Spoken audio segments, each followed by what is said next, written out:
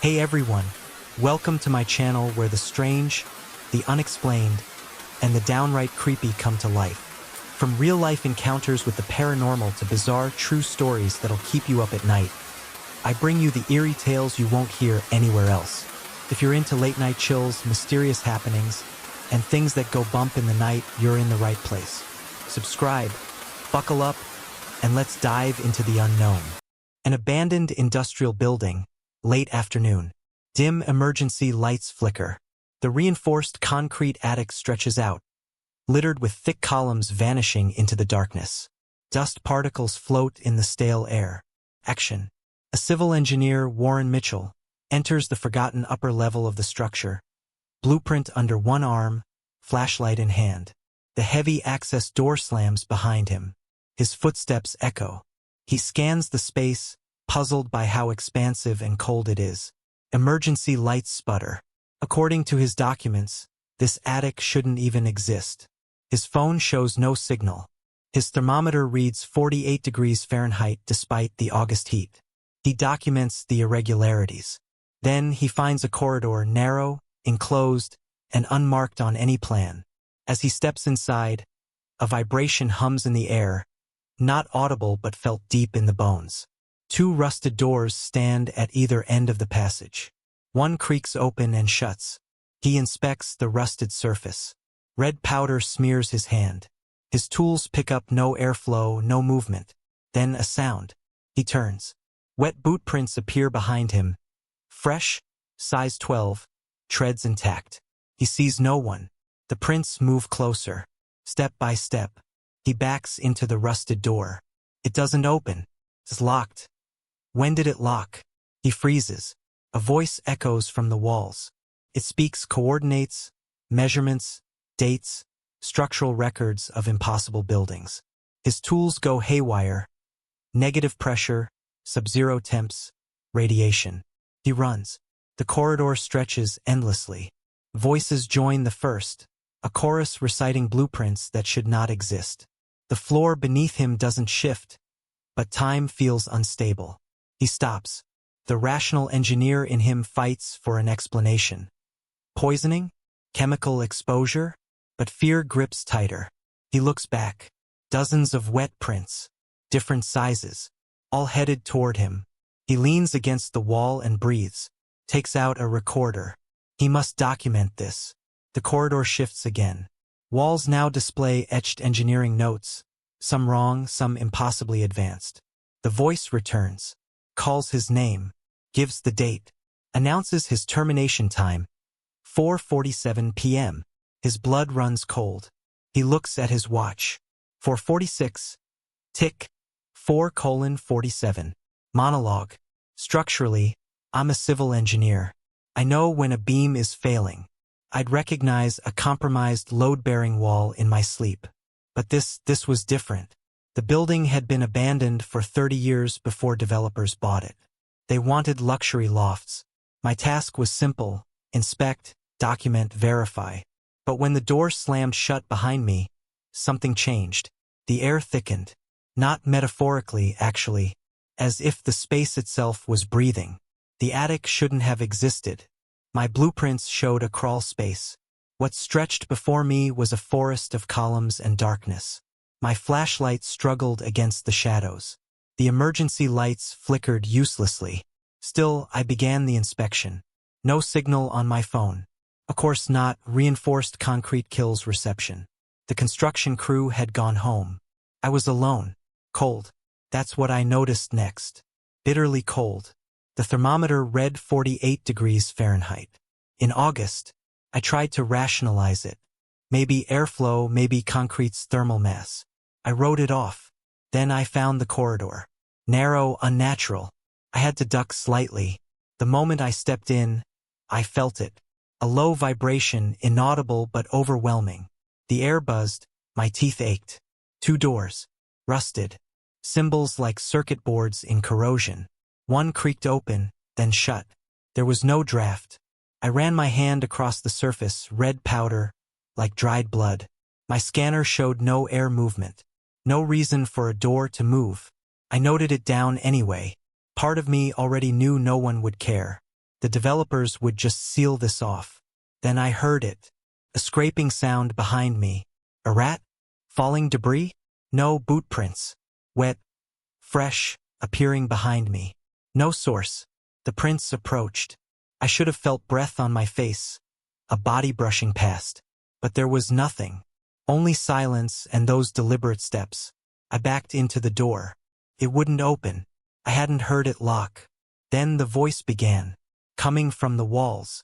Words in my language, coordinates, materials, dates. Load-bearing columns with locations thousands of miles away. Structures never built. Dates from the 1970s. Contradictions layered on contradictions. The building knew things. The voice grew stronger. My equipment blinked out. Data errors, impossible readings. I had to go. I ran. But the corridor grew longer. The exit stretched further away with every step. I was sprinting in place like the corridor was alive. Then the voices multiplied. Engineers reciting impossible data. Sounded like a chant. I stopped. This couldn't be real. Hallucination. Carbon monoxide? Some toxic remnant from the building's past? But my instinct screamed. No. I turned back. The wet prints were now everywhere. Different sizes. Approaching. From a door that didn't exist. In a corridor that wasn't real.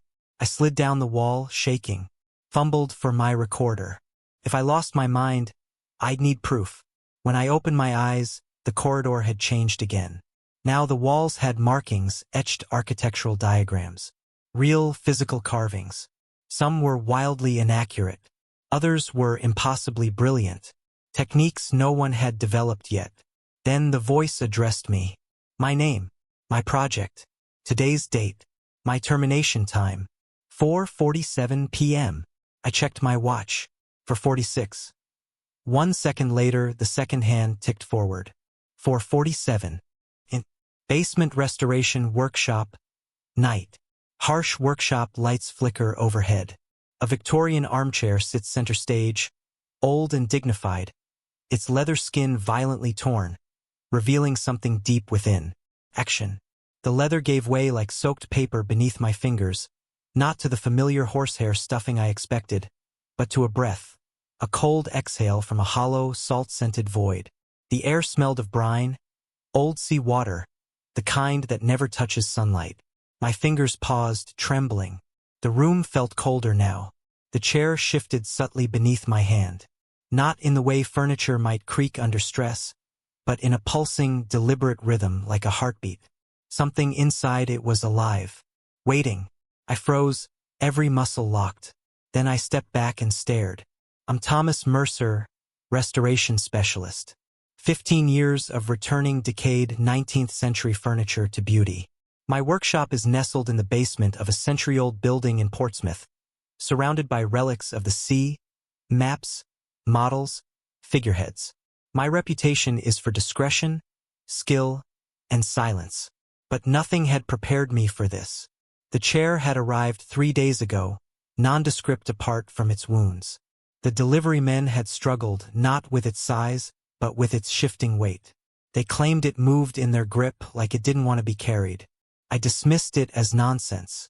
Tired men saying strange things. Under the workshop light, it was a gentleman's fireside chair, circa 1870. Mahogany frame, cracked burgundy leather with brass studs lining the arms. Distinctive, if not for the gashes down its spine and seat, as if something had clawed its way out, or in. The client, a Mr. Blackwood, had included little information. He said it came from a coastal manor being demolished.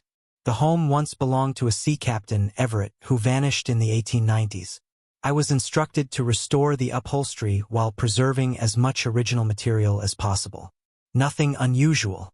That night, measuring damage, compiling materials, I noticed the chair's surface was cool, cooler than the surrounding air.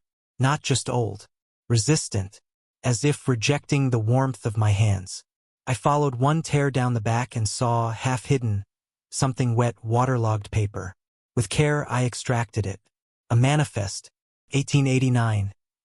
Everett's final voyage. Standard cargo. But a note in the margin made my blood run cold. Salvage operation successful. Specimen secured. Setting it aside to dry, I returned to the chair. My thumb snagged something embedded deep. I pulled. Came loose with a snap. A shard. Curved. Iridescent. Shell-like, but thicker, heavier. It gleamed under the light, shimmering colors that weren't there. I dropped it into a specimen jar. Pulsed faintly when touched. That night I slept poorly. My dreams were thick with drowning, the sensation of sinking, of darkness pressing against my ears. I awoke at 3 a.m., heart pounding, certain I'd heard movement below. I crept down the stairs with a flashlight. The workshop was undisturbed. Almost. The chair had moved 6 inches from where I'd left it. I stared. I told myself I'd misremembered its position, that I was tired, but I didn't believe it. Couldn't. The next morning, with coffee trembling in hand, I examined the manifest further. Behind it, another document, a journal entry. Everett described an impossible wreck. Not timber and sail, but something alive, a structure of shell and sinew. His men had recovered strange artifacts, pieces that shifted when untouched, components that breathed. They built containers, chairs, to hide the specimens in plain sight, to carry them inland. His final notes were frenzied. Illness among the crew, sounds from within the containers, sounds no human voice could make. Then nothing. Any sane man would have called Blackwood and returned the chair untouched. But I didn't.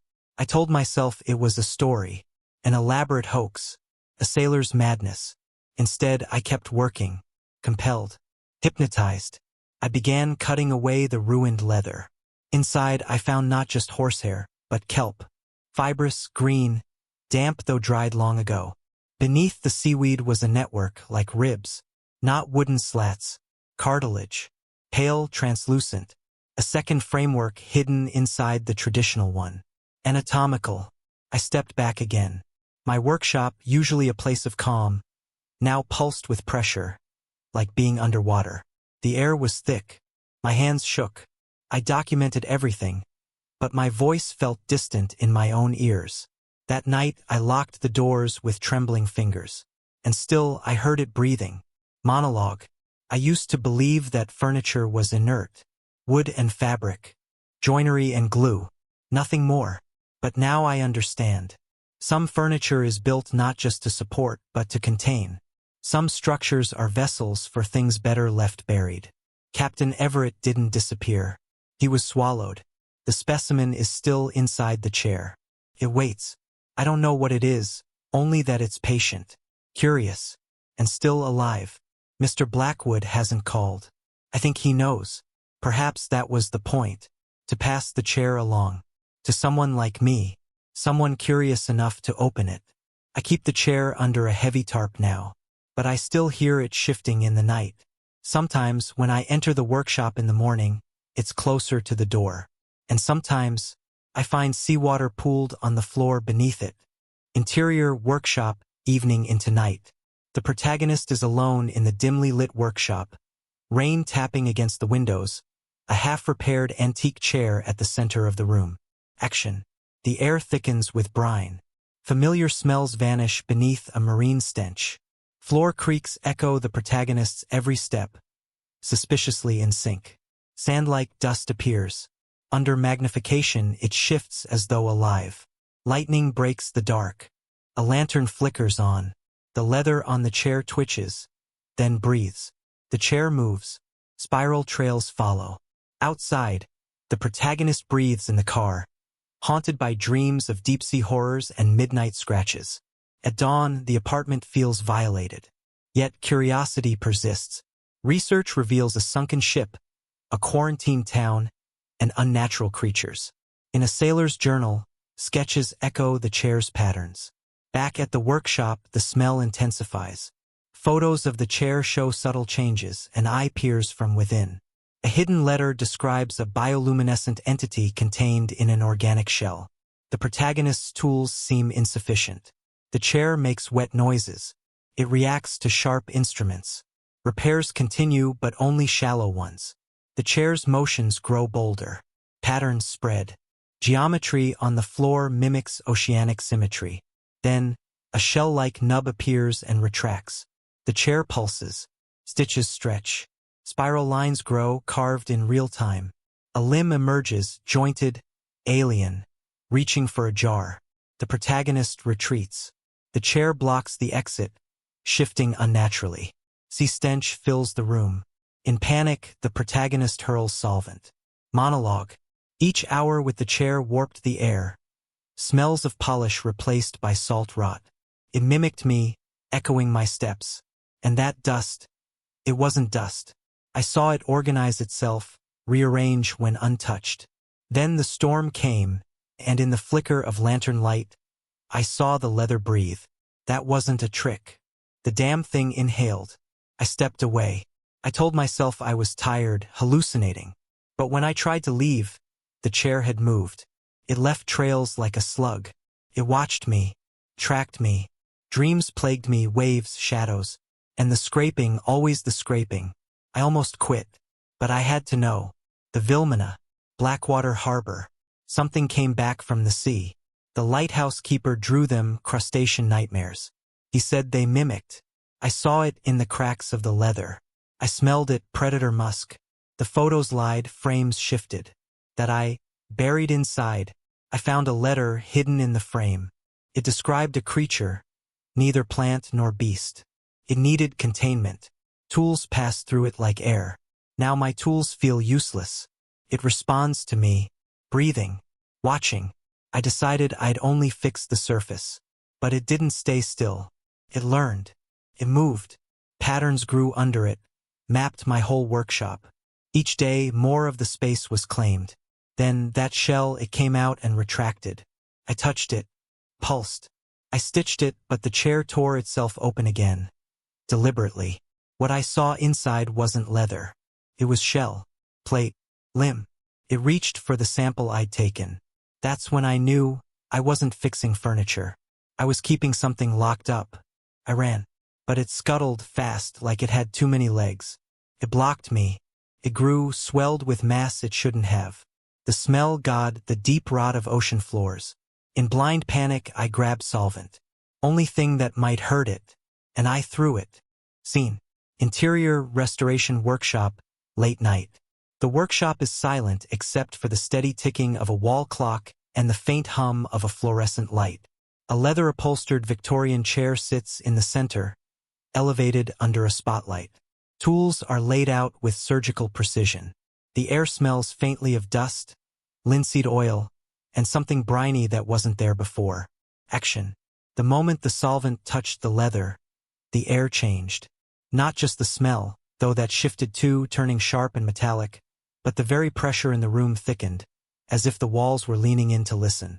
A sound escaped the chair, starting as a sizzle and rising into a high-pitched wail that no human throat could replicate. Every glass jar on my shelf trembled in sympathy. The leather blistered. Cracks split across the seat like dry riverbeds. Beneath the upholstery, something moved. Not the creak of old padding or springs, but a lurching twitch, like muscles adjusting to light after years of blindness. The wood groaned, then buckled. The chair's arms spasmed, splintering at the joints. I stepped back instinctively, knocking over a canister of polish. More movement, more impossible shifting beneath the surface. Something that wasn't furniture writhed beneath the materials. I didn't wait for more. I grabbed my keys and fled into the street, leaving the lights on, the solvent open, the chair convulsing under the spotlight. I didn't sleep. I checked into a nearby hotel. By the next day, I'd contacted a furniture conservator from the university, someone with no patience for the paranormal. We returned together just after noon. The workshop looked the same at first. The jars were untouched. My tools hadn't moved. Even the solvent lid was still open. But the chair was altered. Damaged, yes, but inert. No screaming.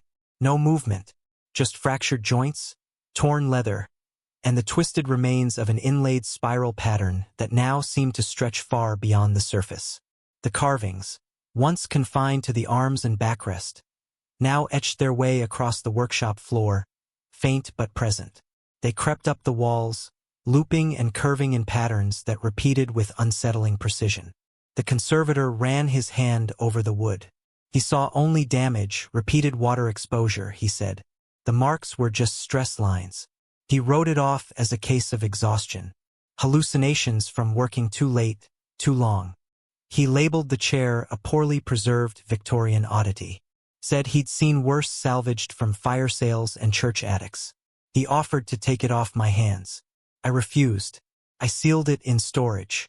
Filed the documentation under a fabricated name. I tried to contact Blackwood again, the client who sent the piece. His number was disconnected. His address led to a vacant townhouse, boarded up and silent. I searched his credentials. What I found was strange. Connections to fringe marine biology labs, obscure shipping logs, and a crew manifest for a vessel called the Calliope, lost at sea in 1903. Whatever Everett, the ship's captain, had pulled from the ocean, it wasn't meant to be brought back. I've since locked the recovered papers and diagrams in a fireproof case. Some of the symbols match the chair's carvings exactly. And lately I've noticed things. Scratching at my apartment door, not frantic, but deliberate. Knuckles dragging along the wood in slow, rhythmic patterns. Spirals appearing in the frost on my windows, in the condensation on my bathroom mirror. Even my books, those I haven't touched in years, shift positions on the shelves. Their spines forming curves when viewed from across the room. Last week a parcel arrived. No return address. Inside, a restoration request. 3 items. An oak writing desk, a narrow wardrobe, and a disassembled bed frame. The paperwork referenced the Calliope. The request was signed B.W. Blackwood, I assume. The letterhead bore the spiral again, etched faintly into the watermark. I haven't responded. I haven't decided if I will. Monologue. I thought it was just a chair. I told myself that over and over, leather, wood, and brass studs. But what I saw, it moved, it reacted. It didn't just suffer damage. It rejected the solvent like flesh rejects acid. When I ran, I hoped the morning would bring reason. That some expert would explain everything away. But the marks on the floor, the patterns on the walls, they weren't there before. The conservator didn't see them properly. Or worse, he did and chose not to say. The spirals aren't random. They echo across the diagrams I found. Across the frost on my windows. They're a language, maybe a warning, or maybe an invitation. I don't know which is worse. Whatever Blackwood gave me wasn't furniture. It was a containment. And I released it. Now it knows my name. It knows my hands. And it's waiting behind the wood, behind the grain, behind the scratching at my door. Scene. St. Augustine's quarantine facility. Night has fallen. The hospice stands silent and cold. Chains suspended from rotting beams, unmoving yet filled with the memory of motion. Outside, the tide isolates the building entirely. Action. I couldn't sleep, so I returned to my research. I found officer reports detailing nighttime disturbances, dismissed as wind or stress. But at 6:05 p.m., I felt the building shudder. The chains in the ceiling began to swing. Not just one or two, but all of them, wide and violent. Above me, I heard footsteps, slow, dragging footsteps, on a staircase that no longer existed. Monologue. I stared up at the ceiling. The staircase to the upper floor had collapsed long ago, yet the steps passed directly overhead. Then came the sound of something being dragged. I called out, no answer. I shone my torch and found fresh gouges in the wall, as if something heavy had scraped its way up through empty air. The rational explanations were unraveling. Scene. The ruined interior stretches into shadow. The chains sway softly now. The building groans with age and something more. The sea has risen. No way out until morning. Action. I fled to the physician's office and locked the door. The window showed the chains still moving. My satellite phone had no signal. The torch flickered. I tried to stay calm, convincing myself it had to be a prank or maybe an animal. But the chains, they twisted and danced on their own. Then came the sound of footsteps again, heavier now, joined by others. Monologue. The temperature plummeted. My breath clouded the air. I started speaking into my voice recorder, anything to feel less alone. I thought of the quarantine officer who'd written the same things. Had he heard these footsteps too? The sounds crept down the non-existent staircase. Step by step. I knew there was no one there, but something was walking, dragging something with it. Scene. Main hall. Cold and vast. The chains part slowly on their own, forming a path. No figure visible, yet the air bends with weight. Action. The chains swung aside, like a curtain being drawn. My torch caught stains on the links, dark and old. I remembered what I'd read. Patients during outbreaks were suspended using chain restraints. My stomach turned. Now the chains weren't still. They were lifting, looping, shaping themselves into those same harnesses. Monologue. I heard a gasp. Not from me, from something nearby. Wet and gurgling. It passed through the chains, examining them. When it reached the door to the physician's office, I stopped breathing. The doorknob turned once. Then again. The desk I'd barricaded shifted an inch. But it moved on. The chains clinked as it passed. And I couldn't tell if hours or minutes had gone by. Scene. Morning. The hospice lies quiet. Sunlight pierces through broken windows. The tide is out. The chains are still. Action. The footsteps stopped just before sunrise. When I opened the door, the chains hung still. But below them, dozens of wet footprints covered the floor. I watched as they dried before my eyes. At 8 a.m., my transport arrived. I was outside with my bags, waiting. They asked if I'd come back. I said nothing. Monologue. Later, I developed my photos. One showed the chains and behind them, in the windows, silhouettes. Dozens of them hanging. Their faces blurred, stretched with pain. I filed for the hospice to be permanently sealed. My report excluded the full story. But I had read the sealed documents. And I knew those upper floors hadn't always been empty. Scene. Now. My flat. The city hums outside. But in my dreams, the chains still sway. Action. I've had the same dream for weeks. I climb the missing staircase, floorboards groaning. Behind me, something follows, dragging itself upward, step by step. I wake drenched in sweat. Sometimes I think I hear the chains moving, even while I'm awake. Monologue. The last photo still sits on my desk. When I look at it now, one of the chains is slightly blurred, mid-swing. It wasn't like that before. I can't explain it. Maybe it wants me to come back. Maybe it wants something else. I don't think I left St. Augustine's entirely behind. I think part of it came with me. The hangar is cavernous, metallic, and unnaturally cold. A strange hum pulses from the steel walls like a low engine note. Mechanical but distorted, like an airfield trapped in a loop. The space smells of oil, mildew, and something far older. A solitary spotlight dangles from above, flickering, then suddenly locking into place. Action. The narrator, alone and visibly unnerved, backs against the corrugated wall, breath fogging in the stale air. Their camera hangs from a strap around their neck, heavy with tension. A sudden mechanical whine cuts through the silence. The spotlight activates, pivoting slowly. With an audible click, it illuminates them directly. The beam is oppressively hot. Sweat beads across their forehead. Shadows stretch behind them, then shift as something blocks the light. Unseen, yet present. The spotlight rotates again. The camera begins to click. Unseen hands seem to guide its aim. The temperature drops further. Time dilates. The hangar begins to remember. Monologue. I didn't want to go back. The first time I visited Miller Air Base, I thought I was just capturing another Cold War relic.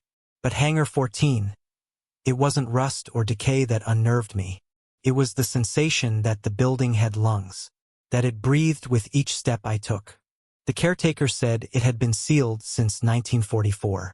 Navigation test gone wrong, he muttered. Never got the crew back. When I asked if he meant they crashed, he shook his head. They never got back. I should have left then. That night, something pulled me in. I returned, set up my tripod, and waited. My brief said, capture interior. No flash. Use silver nitrate film. Old tech for an old place. But I understood later that wasn't film. It was bait. I didn't hear the spotlight turn on. It just found me, like it knew I was there. Hot and bright, like a sun pressed against my skull. I raised the camera. The air thickened, vibrating. Dust floated upward, as if gravity had turned inside out. The light swung across the floor slowly, deliberately, as though remembering a routine. I stayed still. My limbs stopped listening to me. Then I saw them. Figures began to appear in the beam, translucent at first like steam, then clearer. Flight suits, oxygen masks, World War II insignias. They moved with purpose, sliding into positions around an invisible aircraft. Ground crew, mechanics. The navigator crouched by nothing, plotting coordinates on air. Their movements looped, precise, rehearsed, tragic. I couldn't move. The light passed over me, and I felt something enter my chest. Not painful, but consuming, like an idea I could never unlearn. When it reached the far wall, the spotlight lifted, pointing upward. And where the ceiling should have been, I saw sky. Black. Burning. London, I think. Searchlights danced through smoke. I saw a plane, a B-7 bomber, hanging midair. Silent. Above it all, I was looking down. The camera clicked on its own. My fingers were numb. I could hear the engines of the bomber even though no air moved in the hangar. Then everything went still. Dead. The spotlight shut off. Collapsed. My watch read 3:17. I swear it had said 1:09 moments before. I fled. Drove 3 hours without blinking. Days later, I developed the film. At first, they showed nothing, just dark walls and shadows. But one photo, near the end, revealed something that doesn't obey science. From the navigator's perspective, through the glass cockpit, I saw London burning. The pilot's reflection looked straight back. His mask was off. His eyes were wild, terrified, and behind him, not clouds, but me. I sent the prints to the university. They disappeared. I called the caretaker, disconnected. I later found records. Miller Air Base had run experimental resonance memory tests. Something about layering flight paths onto time itself. Replaying them. Syncing with trauma. One flight was never logged as returned. The B-7's code Ghost Echo. They said the hangar was closed due to structural failure. That was a lie. They sealed it because it replays. Not light or sound, but presence. It remembers the final mission and asks someone to witness it. Every 3:17 a.m. that spotlight searches. And if you're standing there, it plays the memory into your bones. That spotlight wasn't just light. It was a bridge. I haven't slept near anything electrical since. I burned my photos. All except one, the navigator's view. I keep it sealed in a steel box.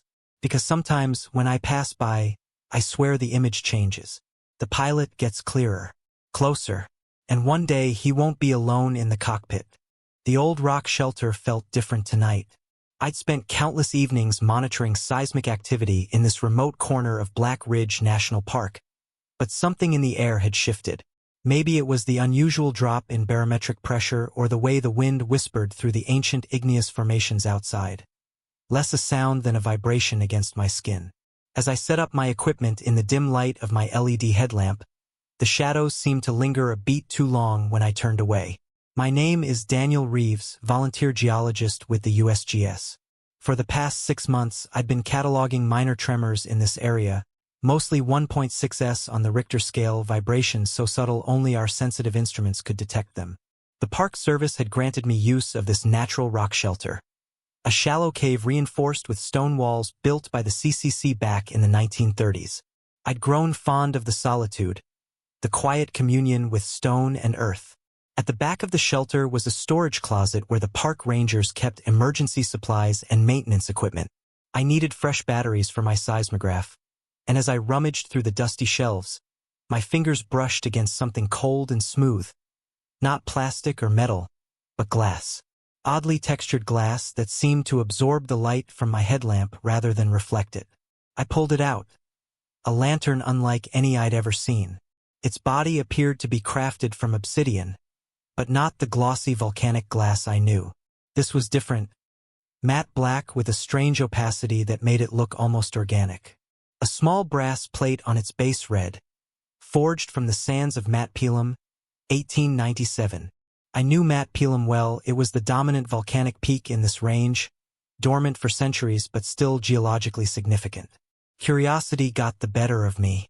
The lantern had a simple oil chamber and wick arrangement, and to my surprise, it was still filled with fuel.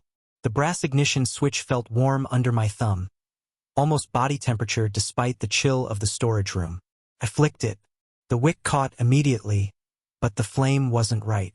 It burned a deep amber color, steady and without flicker, as if frozen in time. When I held it up, the beam it cast was like no light I'd ever seen. It created a perfect circle of amber illumination, but within that circle, the rocks and tools of the shelter simply vanished. Not illuminated, not cast into deeper shadow, but rendered into a peculiar absence. I swept the lantern across the far wall. The stones disappeared within its light, replaced by what I can only describe as negative space, the inverse of shadow. Within that negative space, I saw them for the first time. Silhouettes warped and semi-melted, writhing against a brightness that shouldn't exist in the darkness of the shelter. They moved like people underwater, their forms stretching and contracting with slow, deliberate movements. My heart slammed against my rib cage, adrenaline flooding my system. Sweat broke out across my forehead despite the cool air. I moved the lantern away, and the wall returned to normal. Just rough, hewn stone, unremarkable and solid. I convinced myself I'd imagined it. A trick of light and exhaustion after too many solitary nights.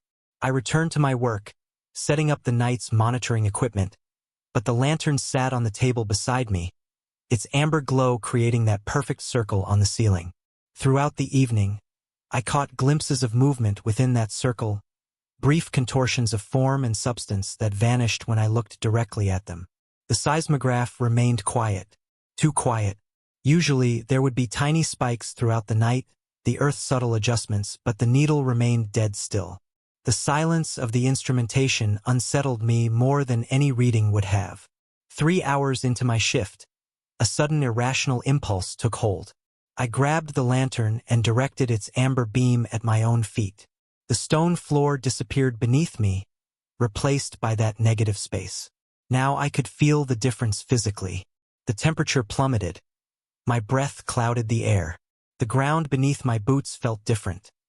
Not the solid rock of the shelter, but something yielding and damp, as if I stood on soil instead of stone. A low vibration began to build. Too deep to hear but felt in my bones and teeth. The seismograph's needle jumped violently, then settled into a slow rhythmic pattern, like a heartbeat. 5 seconds later, another tremor, stronger this time. My equipment registered it as coming from directly below me, hundreds of feet beneath, which was impossible. Geological surveys showed solid bedrock extending down at least 2 meters beneath the shelter. I stumbled backward, dropping the lantern. It didn't break but rolled across the floor, its beam sweeping across the walls. Everywhere the light touched, the stone dissolved into that negative space, and the silhouettes appeared. More of them now, dozens. Their forms were more distinct. They weren't random shapes but humanoid, elongated in places, compressed in others, as if viewed through a lens that distorted space itself. My mouth went dry. I couldn't swallow. The tremors continued, now perfectly synced with my own racing pulse. This wasn't coincidence.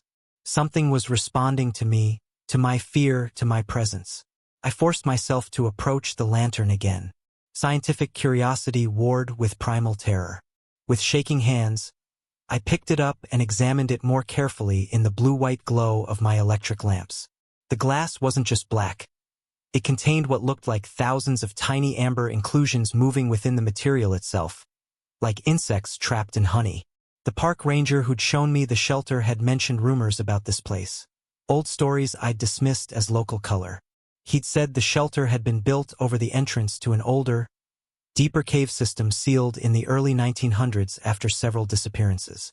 Official records claimed the disappearances were due to unmarked sinkholes and treacherous terrain, but local legends spoke of thin places where the boundary between our world and somewhere else weakened. I'd laughed then. I wasn't laughing now. With deliberate scientific precision, I began testing the lantern's properties. when I shone it on inanimate objects. My backpack, the monitoring equipment, the walls, they disappeared in the amber light, replaced by that negative space. But living things reacted differently. When the beam caught a spider crawling across the ceiling, the arachnid didn't vanish. Instead, it cast a shadow much larger than its actual size, a shadow that moved independently of the spider itself. My hands trembled so badly I could barely hold the lantern steady. My throat constricted, making each breath a conscious effort. The rational part of my brain offered explanations: hallucinations from carbon monoxide, a gas leak, exhaustion-induced psychosis, but none explained the seismograph's impossible readings, which continued their strange pattern. I tried calling out on my satellite phone, no signal, though I'd had perfect reception earlier that evening. I was alone with whatever this was. Against every instinct for self-preservation, I decided to conduct one final experiment. I stood before the small mirror I kept for grooming, held the lantern at arm's length, and directed its beam at my reflection. What happened next defies rational explanation. My reflection vanished, replaced by a figure both me and not me. It had my general dimensions but lacked distinct features. Behind it stretched a vast cavernous space that couldn't possibly exist within the confines of the shelter. The narrow chamber I stood in seemed to open into an enormous underground cathedral, with stalactites hanging from heights lost in darkness, and massive stone columns rising from an unseen floor. The ground shook violently. The temperature dropped so sharply that frost formed on my equipment. My ears popped with a sudden pressure change, as if I'd descended thousands of feet in seconds. The figure in the mirror, the not me, lifted what should have been its arm and pointed to a spot behind my left shoulder. I whirled around, still holding the lantern, its beam now illuminating the back wall of the shelter. The stone was gone, replaced by a passage that couldn't exist. Beyond it, those silhouettes gathered, dozens of them, now unmistakably watching me. They made no move to approach, but their attention was palpable, a weight pressing against my consciousness. One detached from the group and drifted closer to the threshold between their space and mine. Its form was more defined than the others, a suggestion of head and shoulders, limbs almost human but jointed wrong, elongated beyond natural proportions. It extended what might have been a hand, beckoning me. The ground beneath me shifted suddenly. Before my mind could catch up, I stumbled backward, tripping over equipment that crashed noisily to the floor. The lantern slipped from my hand, landing on its side, its beam flickering upwards to the ceiling. A heavy silence filled the space, broken by an earth-shattering convulsion unlike any quake I'd ever felt. The ground didn't just shake. It pulsed, contracting like a living thing. The shelter's walls bowed inward, warping like fabric caught in a fierce wind, not cracking, just bending. The seismograph wildly flickered for a tense 3 seconds before the power cut out. Desperately, I lunged for the lantern, certain I had to snuff it to sever whatever link it held. My fingers grasped the cold glass when another tremor sent me to my knees. The brass plate caught my gaze again. Forged from the sands of Mount Pelham, 1897. Yet new words had appeared beneath, as if carved by unseen hands. The glass remembers what it once was, and what lies beneath. Shaking, I twisted the valve, cutting the fuel. The amber flame guttered and died. Instantly, the temperature steadied, the tremors ceased, and the walls hardened back into stone. In sudden darkness, I fumbled for my flashlight, breath ragged, shirt soaked with cold sweat. When the beam flickered on, the shelter was as it should be. No hidden passages, no empty spaces, just rock, gear, and the mountains quiet. The lantern looked aged, glass cracked and cloudy. I spent the night by the entrance, clutching it, afraid to sleep, too exhausted to leave. Monologue, Dawn's decision. When dawn broke, I packed my essentials and carefully wrapped the lantern in spare clothes. The park rangers would change shifts soon, and no one would believe my story. I decided to stay silent until I could analyze the lantern under safe conditions. As I descended the trail toward the ranger station, a massive tremor rocked the mountain, the first powerful seismic event in over 50 years. Trees swayed, rocks tumbled. I dropped to the ground, covering my head. When the shaking ceased, Dust billowed from the shelter. From afar, I saw part of it had collapsed where my equipment once stood. A dark opening yawned in the earth, a passage revealed by the quake, descending into shadow. From my backpack, muffled by layers of clothing, came a faint amber glow. The lantern had reignited itself. Now, writing from a motel 30 meters from the park, I've locked the lantern in a box meant for geological samples. Tomorrow I'll take it to the university, though part of me doubts any instrument can explain what I saw. The glass remembers. I think I'm beginning to understand. Sometimes, when all is silent, I feel the ground shift beneath me, as if adjusting to a weight far below. In those moments, from the corner of my eye, I swear I glimpse a tall figure with elongated limbs watching, beckoning with distorted fingers. The lockbox rests in the bathtub, wrapped in towels, but even behind secure walls, a faint amber glow seeps through cracks, growing stronger each hour. Scene 2. Abandoned textile mill. As soon as I stepped into the deserted mill, my instruments betrayed me. Digital gauges flickered and died. Analog needles swung erratically before settling on impossible readings. 23 years as an industrial electrician taught me to trust my tools, but staring at the giant steam boiler, a monolith rising from the factory floor, a primal unease crept over me. The air was thick with dormant energy, not electrical, but something more unsettling. My footsteps echoed in the cavernous space, breath-forming clouds in the cold, unnatural air. Rickman Textiles hadn't produced fabric since 1977. Nearly 50 years of silence, but the building seemed expectant, as if waiting for me. The task seemed simple when the developer called. Recommission the main boiler to prove viability for conversion to luxury apartments. Diagnostics, minor rewiring, controlled power restoration. 6 hours, max. Yet before me stood the mechanical heart of the building, and I wondered why 3 contractors before had quit without explanation. The boiler room resembled a cathedral of machinery. Copper pipes branching upwards into shadowed ceilings, a 1950s engineering giant, 15 feet tall, twice as wide, pressure gauges like dinner plates, every rivet and seam a testament to a bygone industrial era. The air smelled off, not musty, but sharp, chemical, like burnt cotton, though production had ceased decades ago. Monologue, power restoration. I opened my toolbox and pulled out my voltage meter. The junction box was dead, unsurprising after years disconnected from the grid. My job was to restore the 3-phase supply. For 4 hours, I cleaned corroded connections, replaced insulation, and calibrated the panel. Only the building's creaks accompanied me. When I snapped the final connection in place, I hesitated before flipping the master switch. An odd reluctance gripped me. The building's stillness felt like held breath. Shaking it off, I threw the switch. The system hummed, vibrating through concrete and air alike. Overhead lights flickered on, casting a sickly yellow glow that deepened the shadows. Then I heard it. A high-pitched whistle, distant yet inside the boiler system itself. The sound traveled through silent pipes, a wavering note that soon steadied. No steam system should whistle without pressure. The gauges read 0. The sound persisted, thin, musical. Tracing it to rewelded piping, I found the steel ice-cold but moist, impossible without a temperature difference. My fingertips traced droplets arranged like notes on a music staff, 5 perfect lines, beads placed with precision. The pattern defied logic. Touching the fresh weld sent a warm electric tingle up my arm, not painful but eerie, like warm air flowing inside my bones. My skin prickled, hair rose from wrist to shoulder.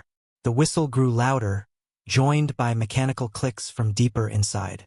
Following the sounds, I entered the turbine room. Massive generators lined up like small cars, copper windings dulled by age. What I saw defied reason. The nearest turbine blades turned slowly, 1 revolution per minute without power or steam. Connections were disconnected, emergency cutoffs engaged. No source powered the machine, yet it turned quietly, pushed by an unseen force. A vapor rose from the housing. Not steam, but something colorless, faintly scented like burnt cotton. When the vapor touched my skin, it left no moisture, only that strange internal warmth, as if my blood itself was heating from within. The old textile mill's boiler room, cold and dimly lit, filled with heavy metal machinery and silence. Action. The property developer had said nothing unusual about the building's past, only that it was another casualty of globalization. When textile production moved overseas, the facility had been abandoned, visited only by security and the occasional explorer. I wondered what exactly had happened here in 1977, what last run of fabric had been made before the mill shut for good. I retreated to the boiler room, puzzled by the turning turbine but focused on completing my work. The whistling noise ceased, replaced by a low subsonic vibration I felt in my teeth rather than heard. My digital camera displayed only static. My phone had no signal. Even my battery tools seemed weakened. Monologue. The boiler needed inspection before I could certify it operational. I opened the heavy access panel to reveal the fire chamber. My flashlight illuminated strange markings etched into the interior walls. Not soot, but flowing script in no language I recognized, interrupted by geometric symbols that pulsed subtly in the light. I traced one symbol with my finger and was instantly overwhelmed. My consciousness split. Part of me stayed by the boiler. Another part felt the entire building as if it were part of my nervous system, every pipe and valve like veins and arteries. Something circulated inside, not water or steam, but alive. I jerked my hand back, breaking contact. Cold sweat soaked me despite the cold air. The room tilted, perspective shifting in waves. I stumbled back, hitting a valve that spun open with a metallic squeal. Scene. The whistle returned, piercing and overhead, making my ears ache. Action. Pipes vibrated violently, expanding and contracting as if breathing. Moisture formed on every surface, creating musical patterns across walls and equipment. The boiler's metal walls flexed rhythmically, matching my terrified heartbeat. I knew I had to shut down the power. Whatever connection I'd made had triggered something dormant, waiting decades to reactivate. I rushed to the main distribution panel, panic clouding my vision. The floor was slick with condensation, causing me to slip.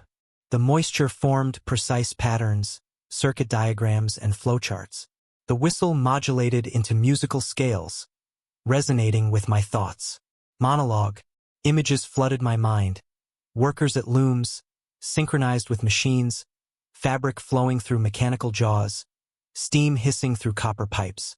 But something was wrong. The workers' faces were blurred, their movements too fluid, their arms merging with machines in seamless flesh-metal interfaces. I reached the power panel, grabbed the breaker. The metal was icy cold, frost forming instantly.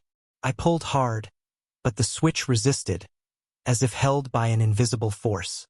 The whistle turned into words, no human language, but I understood. This mill wasn't just a factory.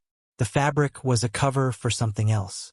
The true product was mathematical patterns embedded in textile designs, distributed worldwide in curtains, sheets, clothing, all carrying frequencies that subtly affected human nervous systems over time. Scene. I finally yanked the breaker down. The lights went out. Action. Darkness surrounded me except for my weak flashlight. But the whistle continued. The turbine still spun. Moisture kept forming deliberate patterns. Power wasn't the real source, it was just a key unlocking something that now sustained itself. The air thickened, making each breath heavy, like inhaling syrup. At the edges of my vision, gauges and metal surfaces rippled like water, showing impossible scenes. Fully operational factory floors with beings neither fully human nor machine, with biological and mechanical parts fused. The floor softened underfoot.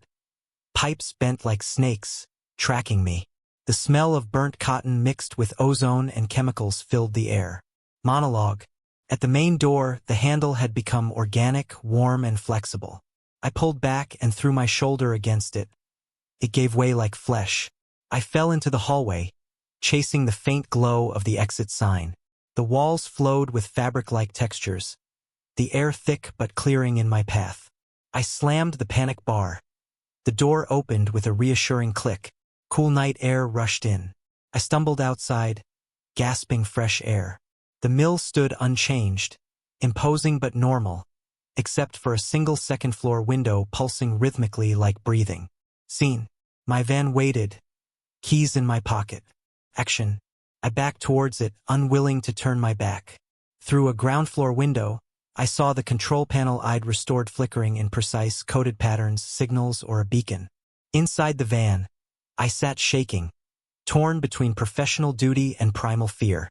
My contract required securing the site, power off, panels closed, tools gathered.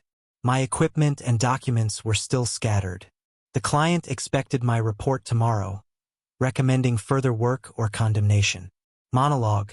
The building watched me through dark windows, patient after nearly 50 years. The partial connection I'd formed was growing stronger. I could feel it even from here. A subtle pressure behind my eyes, musical notation at the edges of my vision. I turned the key and pulled away, tires crunching on gravel. In the rearview mirror, the factory windows lit up one by one. The whistling had stopped, but inside the van I heard a soft rhythmic clicking from my chest, perfectly matched to my heartbeat. Tomorrow, I would tell the client that specialized equipment and experts in industrial archaeology and hazardous materials were needed. I would not return. The digital display blinks red in the darkness. 7B again. The elevator, the same time. 3:17 a.m. A chill runs through me as goosebumps rise across my skin. Maintenance sealed off 7B 3 weeks ago after mechanical failures were reported. Yet every night it calls to me, from a floor that shouldn't exist. My supervisor insists there's no sublevel 3. Blueprints confirm it. The foundation ends at sublevel 2. But here I stand, watching the call button pulse like a wounded heart in the faint glow of the control room, beckoning me down to the impossible. Action. My job is simple. Overnight elevator operator at Thornfield Towers, a luxury 40-floor residential building stretching into the skyline. Most nights pass in dull monotony. Escorting late-night residents, helping insomniacs carry rubbish, or moving furniture for those who decide 2 a.m. is the perfect time to redecorate. The role is an architectural relic from the 1930s, kept despite modern upgrades. Management claims residents find comfort in tradition. I find comfort in solitude, the steady rhythm of ascents and descents, until 3 weeks ago. A thunderstorm knocked out power to half the block. Emergency generators hummed, bathing the lobby in a sickly yellow light. I was checking systems post-outage when the operator panel lit up. 7B sublevel 3. My stomach sank. Thornfield has 6 elevator banks labeled A to F, each with 2 cars numbered 1 and 2. There is no 7B, no sublevel 3. I dismissed it as a glitch, a surge causing a false alarm in the aging system.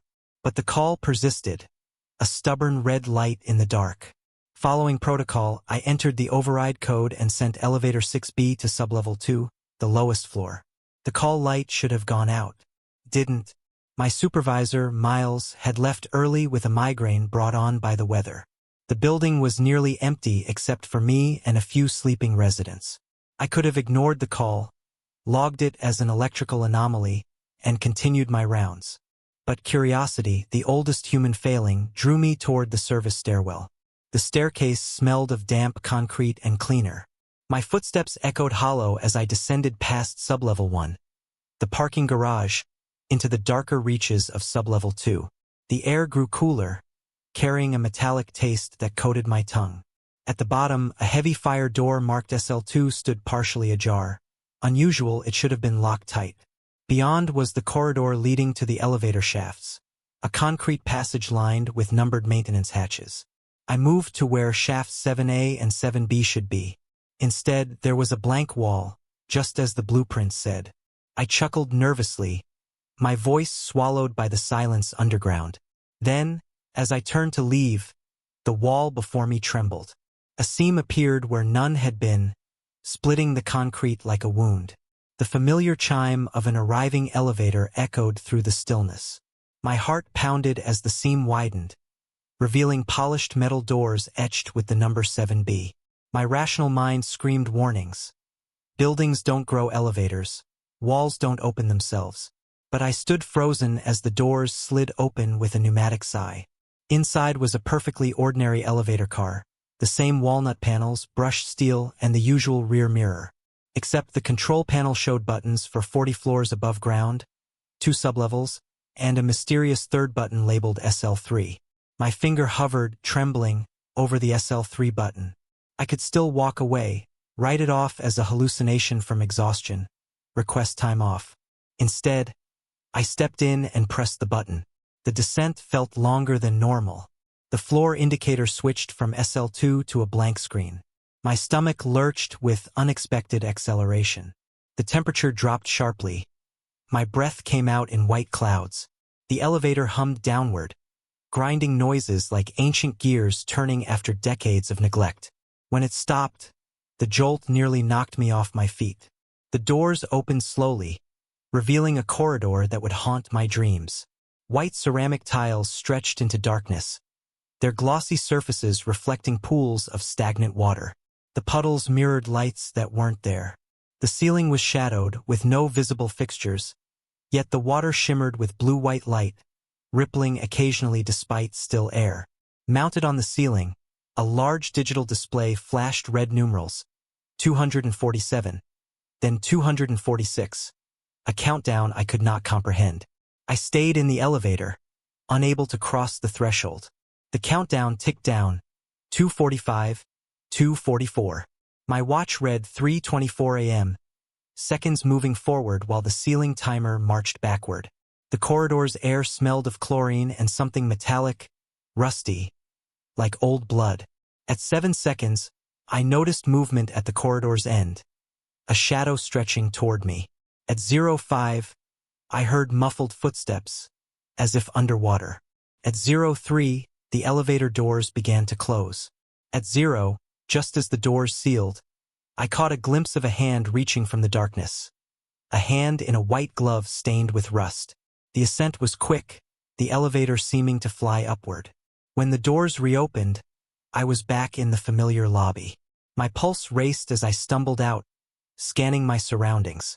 Everything looked normal, marble floors gleaming, leather sofas arranged neatly, the night guard dozing. But my reflection in the mirrored elevator doors froze me. I wore not my usual black uniform, but a maroon jacket with gold braid and tarnished buttons, the Thornfield logo from the 1960s on the breast pocket. The fabric was wet, plastered to my body and stained with rust-colored marks. I raised my hand to touch my face in the reflection. The sleeve pulled back, revealing skin mottled with the same rusty patina. Looking down at my real arm, I saw only my clean, dry uniform. The elevator doors closed, and my reflection normalized. I stared, searching for rational explanations. Exhaustion, stress, maybe someone slipped something in my coffee. I nearly convinced myself it was a waking dream, until the call came again the next night. Over the following weeks, the pattern repeated with subtle changes. The phantom call always came at 3:17 a.m. The countdown timer displayed different start times, sometimes minutes, sometimes hours, once a full day.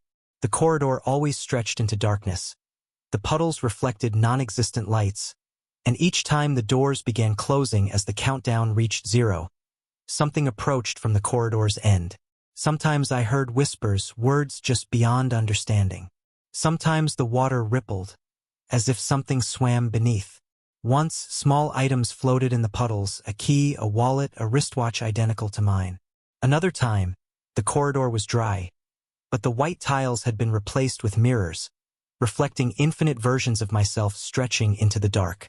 Returning to the lobby, I sometimes appeared decades older. My hair gray, my face lined with wrinkles that vanished when I touched my actual skin. Other times, I wore different historical versions of the Thornfield uniform. The double-breasted coat from the 1940s, the polyester abomination from the 1970s. Always the uniforms bore stains, always soaked, always covered in that rust-like substance that looked disturbingly like oxidized blood. I began researching the building's history during daylight hours. Thornfield Towers was constructed in 1928, originally as a luxury hotel before being converted to residences in the 1980s. The original plans called for 3 sublevels, but newspaper archives revealed that during construction workers broke through into underground water channels that flooded the lowest level. after 3 workers were hospitalized with mysterious illnesses attributed to contaminants in the water. The developers sealed off the 3rd sublevel and redesigned the foundation. More disturbing were the elevator accidents. In 1952, an elevator car plummeted from the 30th floor, killing no deaths, only severe injury to the operator. In 1967, another operator was found unconscious in a service corridor. Clothes soaked, babbling about reflections that moved independently, and a timer counting down to something he refused to name. In 1984, during renovations, workers breached a sealed wall in sublevel 2 and reported finding an abandoned elevator shaft leading further down. The opening was promptly resealed, the incident buried in bureaucratic paperwork. My supervisor dismissed my inquiries. There was no sublevel 3, no elevator 7B. The call logs showed no activity during the times I claimed to have descended the phantom corridor. Security cameras showed me standing motionless in the control room at those moments. When I insisted, he suggested I see a doctor. Sleep deprivation could cause hallucinations, so could carbon monoxide, which might explain why no one else experienced what I did during their shifts. I almost believed him, until I noticed the rust-colored stains on his collar, identical to those on my phantom reflections. Last night, I broke protocol. When the call came at 3:17 a.m., I brought equipment, a digital camera, a flashlight, chalk to mark my path. The descent felt familiar, almost routine, though my heart still raced with every floor the elevator passed. The countdown timer began at 4:19. When the doors opened onto the white-tiled corridor, I stepped out. The floor felt solid beneath my feet, the tiles cold and slightly slick. My flashlight beam cut through the darkness, revealing a corridor extending perhaps 50 feet before terminating at a metal door. Puddles reflected my light now, rippling as my footsteps disturbed the shallow water. The smell remained, chlorine and rust, with something organic beneath it all. The camera refused to work. Its screen displayed only static. The countdown continued. 3:45, 3:44. I marked the tiles with chalk arrows as I advanced, documenting my path. There were no branching corridors, no rooms leading off, only the straight path to the door. At 1:37, I reached it. A standard maintenance door, unremarkable except for the symbol stenciled at eye level. The ancient elevator logo of Thornfield Towers, unused since the 1930s. The handle turned easily under my grip. The countdown read 102 as I pushed the door open. Beyond lay not another room but an elevator identical to the one I had left behind, down to the wood paneling and mirrored rear wall. In the reflection stood not myself but a line of men in successive Thornfield uniforms, operators who had come before me, their clothes stained and dripping, their eyes hollow with recognition. The countdown hit 0:10. The men in the mirror beckoned, their movements synchronized like a single entity with many bodies. 0005. The elevator car called to me with a familiar pneumatic sigh. 03. Behind me I heard what might have been footsteps, muffled as if underwater. 0. I stepped inside as both sets of doors closed in unison. The elevator ascended.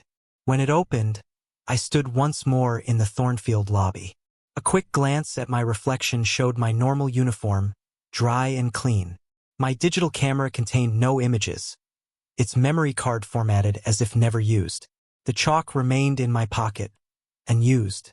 Only one thing had changed. The service log in the control room now listed an elevator 7B scheduled for maintenance after reports of mechanical failures. According to the log, it had been sealed off 3 weeks ago by me.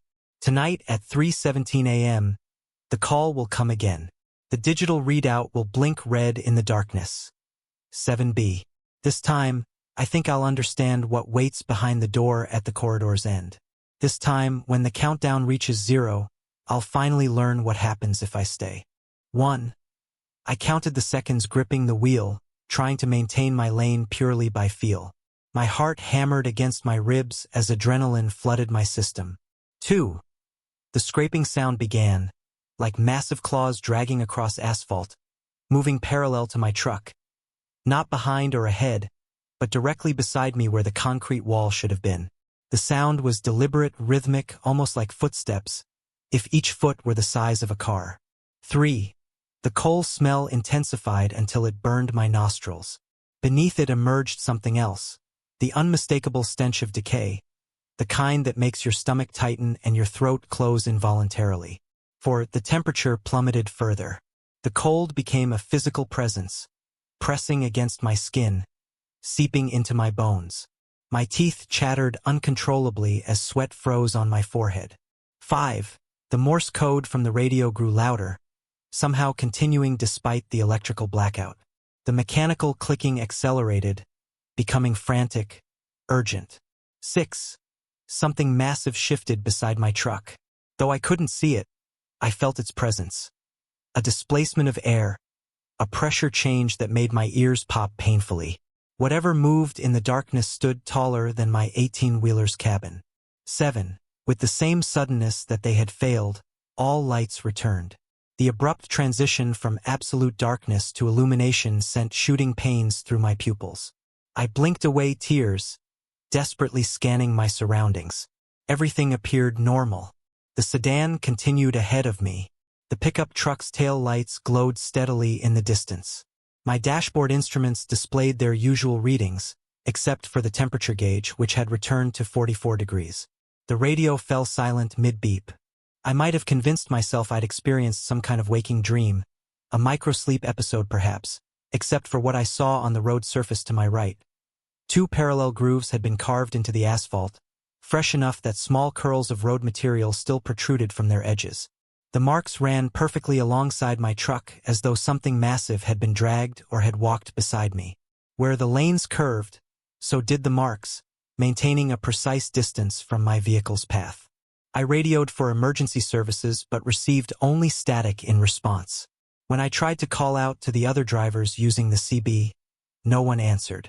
The other vehicles maintained their speed, never slowing or showing any sign their occupants had noticed the momentary blackout.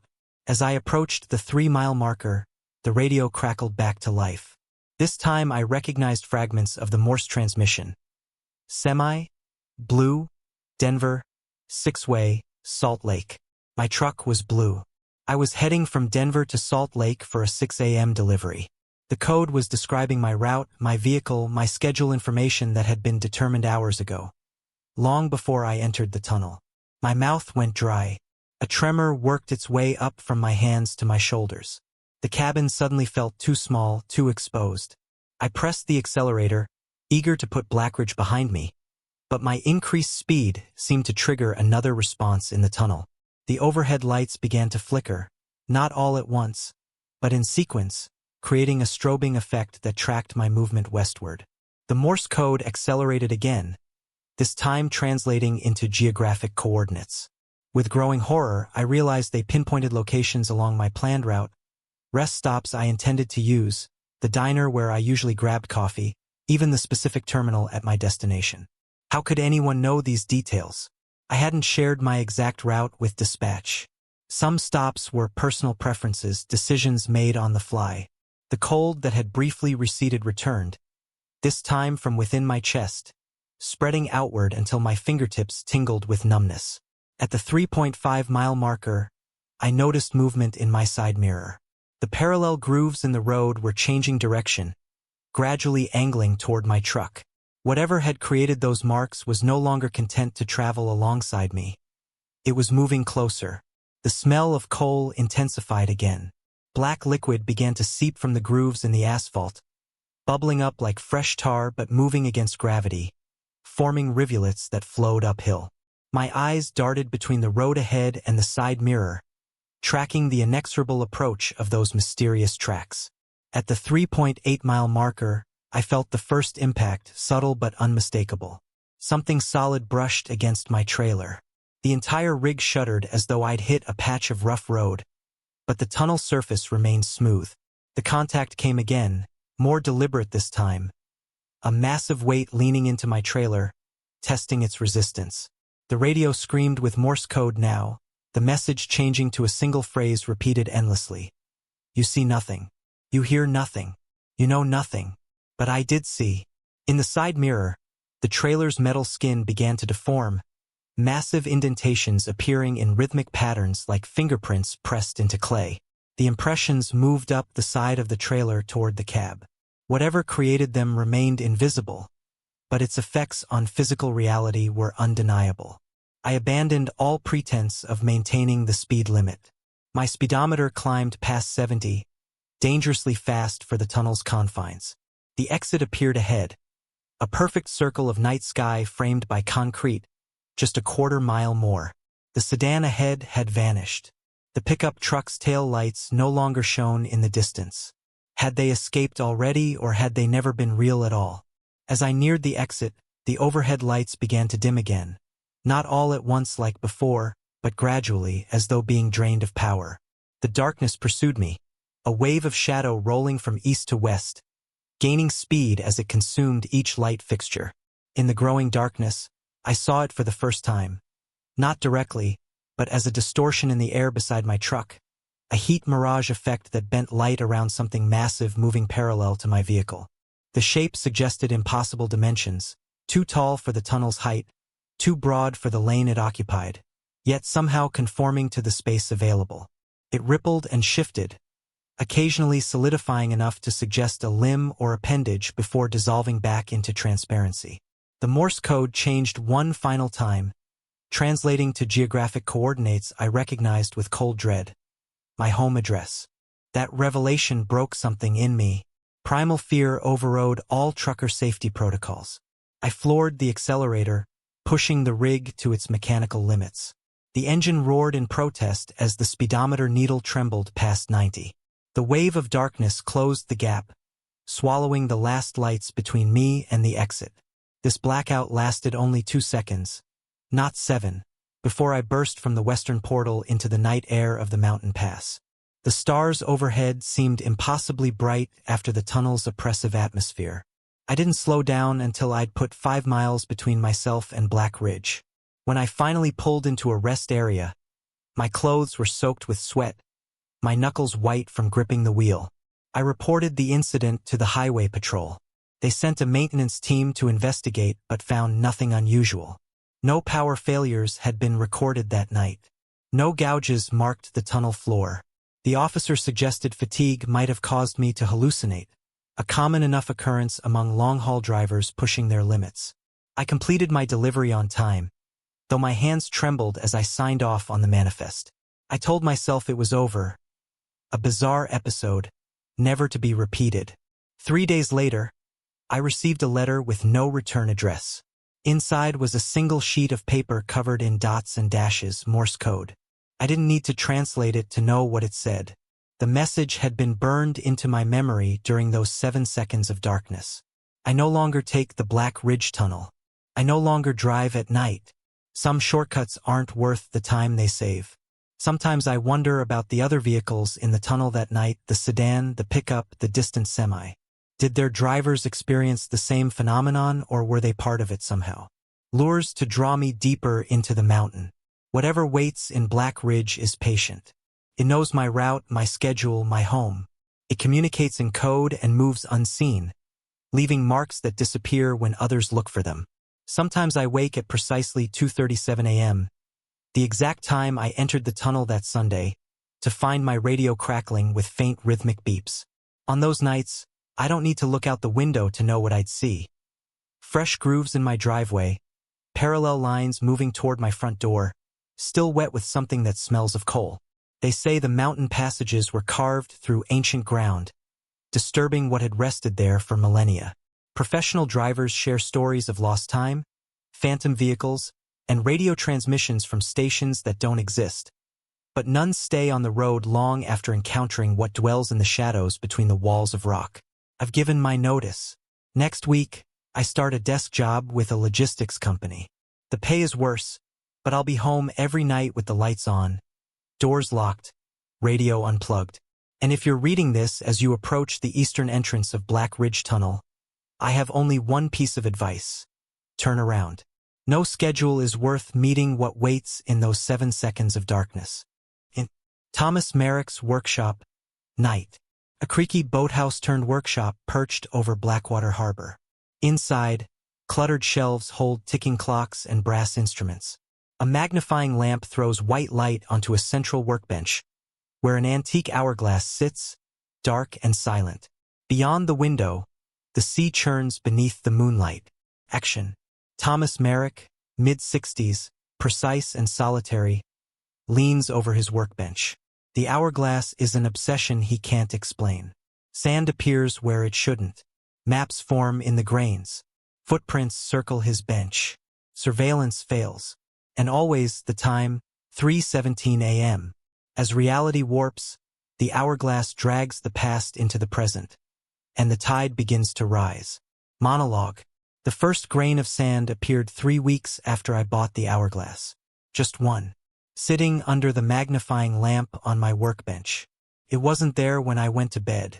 I brushed it off without a second thought. I shouldn't have. I'm not a man prone to fantasy. I restore timepieces, marine chronometers, carriage clocks, antique watches, things made with precision, things that follow rules.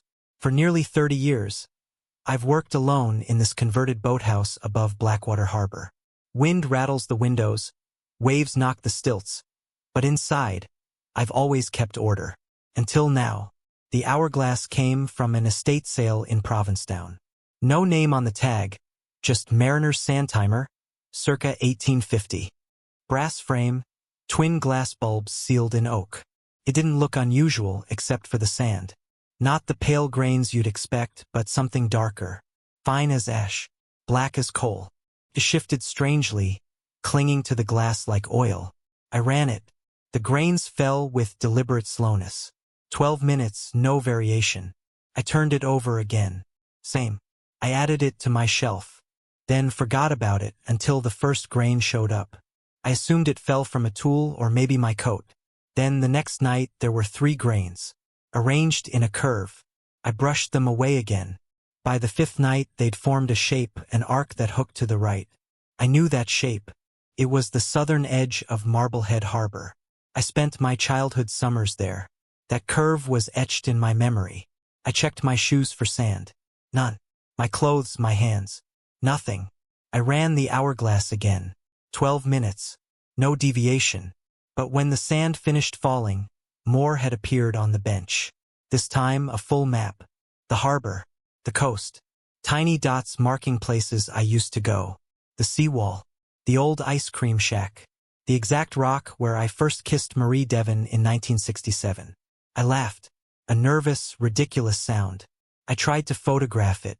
The camera wouldn't focus. The shapes blurred into noise. I tried to scoop the grains into a vial. They stuck to the metal scoop, climbed the edges like static. I finally got them in and sealed it tight.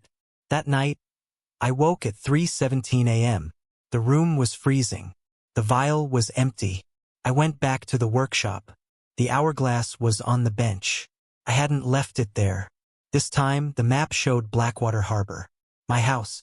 A red speck where I stood. I boxed the hourglass. Drove it 20 miles inland to a storage locker in Rowley. I left it in the dark, locked behind 2 doors. When I got home, it was on the workbench, damp with seawater. I started keeping notes. I documented everything. Times, locations, temperatures. Every time I turned it, the hourglass showed a different coastline. Some familiar, some strange. Sometimes the maps showed places that didn't exist anymore. Beaches swallowed by development, harbors filled with landfill. One night, the sand arranged itself into a series of symbols. Not maps, not letters, just tight, curling lines, like script written by the sea itself. Copied them by hand. When I woke the next day, they were gone. But the paper I'd written them on had turned damp, smelled like brine. I heard the first footsteps 2 weeks in. Slow, deliberate steps across the floorboards, coming from the workshop below. I crept down, heart pounding. No one there, but there were footprints in the sawdust. Bare, wider than my own.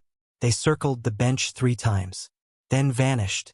I set up cameras, motion sensors, alarms. Everything failed. Footage cut out at 3:17 a.m. every time. I called the auction house. The woman who answered didn't want to talk. Said the item had been miscatalogued. The previous owner was a recluse. No heirs. The house where the estate sale was held? Demolished last year. She didn't explain how I'd attended the sale at a house that no longer existed. I started hearing things. Waves beneath the floor. Ship bells in the distance. Once, a deep horn, so loud it shook the glass in the windows. But no vessel ever passed. Sand began appearing in the drains. In the teapot. In the folds of my clothing. I tried to give it away. Took it to a collector in Ipswich. He kept it for one night. Returned it in the morning with shaking hands. Said he'd seen someone outside his window. Said the tide had risen in his dreams. The hourglass came back different. Cracks in the wood. The brass green with corrosion.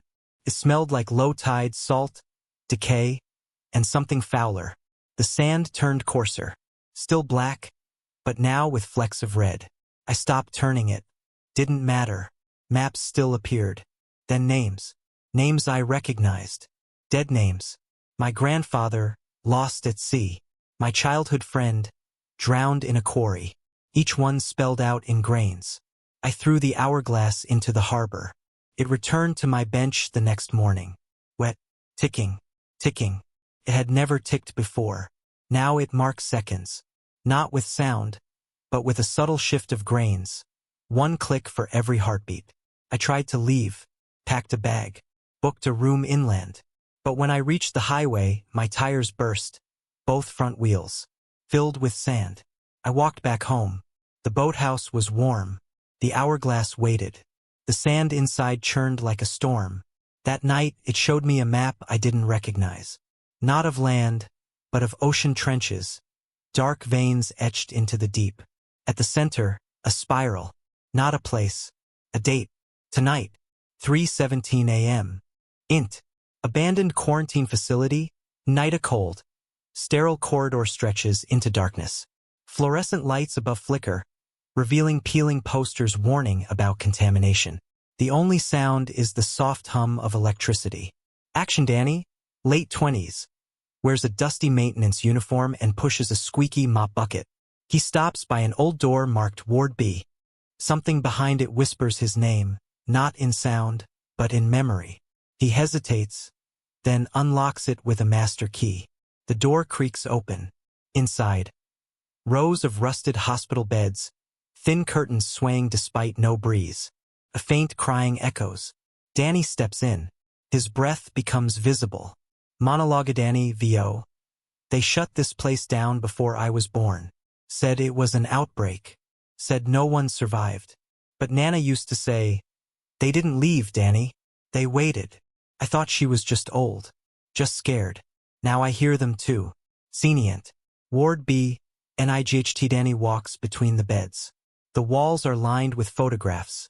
Children with hollow eyes, nurses with missing faces scratched out. He stops at a cracked mirror. His reflection lags behind. And the mop slips from his hand. Clatters, echoing unnaturally. The crying grows louder, then abruptly stops. Danny turns. One bed is now occupied by a shape beneath a stained sheet. He approaches. Monologue Danny VO. My mum used to volunteer here. Before I was born. Said she'd spend hours in Ward B reading stories to the kids. But when I asked about them later, she'd go quiet. Said some stories are too loud to forget. Too real to be pretend. Senient. Ward B. Bed 4. NIGHT. Danny reaches the shape. He pulls the sheet back slowly. There's a child's doll beneath it, grinning up at him. Sewn into its chest is a tag. Danny, age 6. Esitio, and he stumbles back. The walls begin pulsing like lungs. The photographs blink. One bed levitates, then crashes down. The whispers return. Now a chant. Danny, come home. Monologue Danny VO. I thought I was cleaning up ghosts. Just wiping the past off linoleum floors. But the past wasn't finished with me. Senient. Ward B exit. NIGHT. Danny runs. Hearing rattling. He reaches the door, but it won't budge. Rust spreads like veins across the surface. Behind him, footsteps echo. Slow. Deliberate. And he slams the door. The lock snaps open. He bursts out into the corridor, gasping. The hallway is now lined with children, translucent, watching him. One steps forward, his own face, younger. Monologue Danny VO. They remember me. Not as I am, but as I was. The child they couldn't save. The son she left behind. Senient. Facility entrance. NIGHT Danny stumbles outside. Snow falls gently. The building behind him flickers, almost shimmering, like a mirage. Then silence. Sitoan he drops the keys. Walks away without looking back. A soft lullaby drifts through the air, coming from nowhere. Monologue Danny VO. I won't come back, but I know it's still there. Waiting. Not a hospital. Not a prison. A memory. They hadn't moved in the minutes I'd been watching. Standing unnaturally still as if frozen in time. My mouth went dry. I tried the desk phone, dead. A crackle from the security radio drew my attention. Through bursts of static, I could make out words. Containment failing. Original parameters exceeded. Recommend immediate evacuation. The transmission ended abruptly. I adjusted dials, trying to reestablish contact. Movement on one of the monitors caught my eye. The smoke on the 7th floor was no longer formless. It had gathered itself into a vaguely humanoid shape. Its head tilted upward as if sniffing the air. Then it turned directly toward the camera. I could see what approximated a face forming in its depths. Hollow eye sockets and a gaping mouth composed not of features but of those same frozen negative image flames. A surge of primal terror shot through me. My breath came in short gasps as I backed away from the monitor. I needed to get out. To contact someone, the management company, the fire department, anyone. I hurried down to the main floor, taking stairs 2 at a time despite the protest from my aging knees. The grand lobby stretched before me. An expansive space of marble floors and Art Deco fixtures. Once magnificent but now draped in plastic sheeting and surrounded by construction materials. Afternoon sunlight filtered through the massive windows, casting long shadows across the space. The main entrance was chained shut, a large sign announcing the upcoming renovation. I moved toward the service exit at the far end of the lobby. As I crossed the space, I noticed my footprints appearing behind me on the marble. Glowing embers marking my path, though no UV light illuminated them now. The phenomenon was spreading, following me throughout the building. Before I could reach the exit, I noticed something on the floor. A maintenance worker's ID badge. Picking it up, I saw the photo of a middle-aged man with a graying beard. The name read Howard Dennings, and the issue date was 1986. The plastic was yellowed with age, impossible for a current employee. The sound of rushing water drew my attention from the grand staircase that dominated the lobby. Water was flowing down each step, soaking into the protective coverings over the carpet. I moved closer, my firefighter's instincts overriding my fear. At the top of the stairs, remains along with the knowledge that the barrier between what is and what could be is far thinner than anyone suspects, and sometimes in dreams or quiet moments, I see through eyes that aren't quite mine to other windows on other floors, where other reflections wait, watching for someone to notice the impossibility of their existence and reach through the glass to make them whole again. Story 11. The first rule of firefighting is that smoke rises. Always has, always will. Physics doesn't bend, doesn't break until it does. I'd spent 30 years watching smoke climb walls and curl against ceilings, but what crawled toward me across the faded carpet of the Grand Meridian Hotel didn't obey the laws I'd built my life around. It hugged the floor like liquid mercury, deliberate in its movement, conscious in its exploration, and that was just the beginning of what was wrong with it. My name is Daniel Mercer. After 3 decades with the Chicago Fire Department, I'd seen enough smoke to last 10 lifetimes. Now I consulted on fire suppression systems, a retirement gig that kept my hands busy and my mind from dwelling on things best forgotten. The Grand Meridian job should have been routine. A historic Art Deco hotel built in 1934, recently acquired by some hospitality conglomerate with deep pockets and grand renovation plans. Before gutting the place, they needed the existing systems evaluated. Enter the old firefighter with his clipboard and pressure gauges. The hotel had been closed to guests for 3 months. The manager, a thin man with nervous hands named Eldridge, had given me access cards to all areas and explicit instructions not to disturb the few remaining staff preparing for the upcoming demolition work. The building carried the musty scent of neglect beneath its faded glamour, like an aging starlet still wearing last decade's makeup. I'd already spent 2 days mapping the sprinkler system, making notes about ancient pipes and outdated hardware. Today was for pressure testing. The 7th floor had been converted to storage sometime in the 90s.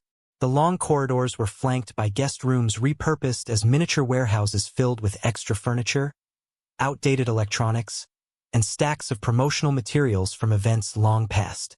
The sprinkler system here was especially antiquated, with pipes that groaned like dying animals when I opened the main valve for the pressure test. That's when I first noticed it. A wisp of white smoke seeping from beneath a door marked electrical. My first thought was that I'd created a pressure leak that had somehow damaged wiring. But there was no smell of burning plastic, no acrid tang that accompanies electrical fires. Just that white smoke, unnaturally dense and moving with impossible deliberation across the carpet toward me. The smoke didn't rise or dissipate. Instead, it pulled around my boots, swirling like curious fingers. My skin prickled beneath my clothes, not from heat but from a deep-seated wrongness that triggered ancient survival instincts. I'd brought a multi-gas detector, standard procedure for enclosed spaces, and pulled it from my belt. The readout remained steady, no carbon monoxide, no unusual oxygen levels, nothing toxic in the air. According to the equipment, the smoke didn't exist. But it was there, coiling around my ankles now, tendrils separating and rejoining like a living organism studying its prey. I stepped back and it followed, matching my movements with unnerving precision. When I swept my hand through it, the smoke parted momentarily before reforming, now moving with greater agitation. The texture was wrong, too. Smoke should be ephemeral, dissolving at the slightest disturbance. This had substance and almost gelatinous resistance when disturbed, like pushing through cold cobwebs. Within its depths I could make out shapes, inverted flames frozen in mid-flicker, negative images of fire caught in still frame. I've seen fire in all its forms, the lazy orange of burning paper, the blue-white intensity of gas flames, the dark roiling of oil smoke. This wasn't fire, but it was a memory of fire, a ghost of combustion that had never occurred. The maintenance office was nearby. I backed toward it, unwilling to turn my back on the phenomenon that continued to pursue me with deliberate patience. Inside, I found what I needed, an ultraviolet inspection light used to detect fluid leaks. If the smoke contained any particulates, the UV light might reveal its composition. When I directed the purple beam at the smoke now seeping under the door, my breath caught painfully in my chest. The UV light didn't illuminate the smoke, transformed it. What had been white now glowed with a sickly greenish-blue luminescence. Beneath my feet, the carpet where I had walked revealed my path in glowing embers, footprints burning without consuming the fabric, without generating heat. Each step I'd taken left a ghostly imprint of fire that should not exist. Even on sections of carpet I deliberately soaked during the pressure test, the phantom flames persisted. My heart hammered against my ribs. Sweat formed on my forehead despite the chill that had descended over the corridor. I was familiar with fear, every firefighter is, but this was different. This was the vertigo of reality coming undone, of fundamental certainties dissolving. I retreated to the stairwell, needing distance, needing to think. The smoke didn't follow immediately, but I could see it exploring the crack beneath the heavy fire door, probing for entry. My hands shook as I pulled out my phone, no service. The thick concrete walls of the old building blocked signals. The hotel manager had mentioned a skeleton maintenance crew on the 3rd floor. I descended rapidly, the sound of my boots on metal steps echoing upward. Each landing I passed bore the hotel's ornate insignia embedded in the floor tiles. An elaborate M surrounded by stylized flames. The irony wasn't lost on me. On the 3rd floor, I found only empty workstations and abandoned tools. A half-finished cup of coffee sat on a desk, still warm to the touch. According to the work logs open on a nearby clipboard, 3 maintenance workers should have been here, but the floor was deserted, silent except for the distant hum of the building's ancient electrical systems. I made my way to the security office, hoping to find someone there or at least a working phone. The room was dark, illuminated only by the glow of multiple monitors showing grainy feeds from throughout the building. Most displayed empty hallways and vacant spaces. On one screen, I could make out the 7th floor corridor I'd fled. The white smoke was now flowing freely from the electrical room, pooling across the floor like milk spilled from a carton, but moving with undeniable purpose. Another monitor showed what appeared to be the hotel's boiler room. 3 figures in maintenance uniforms stood motionless, their backs to the camera, facing a section of wall where more of the white smoke seeped from between pipes.